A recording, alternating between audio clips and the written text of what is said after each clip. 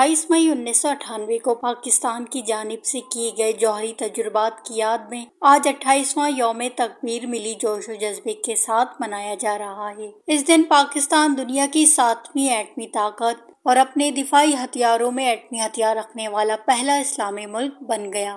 پاکستان کے جوہری پروگرام کے بانی ڈاکٹر عبدالقدیر خان اور ڈاکٹر سمر مبارک مند کی قیادت میں پاکستانی سائنسدانوں کی ٹیم نے بلوچستان کے ضلع چاگی کے راس کوہ پہاڑوں میں ایٹمی تجربات کیے۔ ان تجربات نے پاکستان کی علاقائی سالمیت، آزادی اور خود مختاری کے تحفظ کے لیے قوم کے عزم کا اظہار کیا۔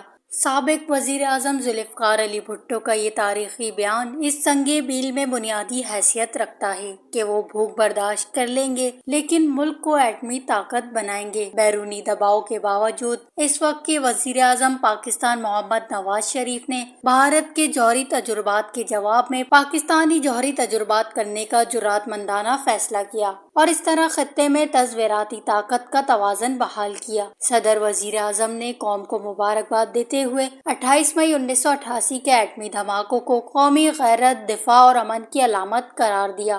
Voice news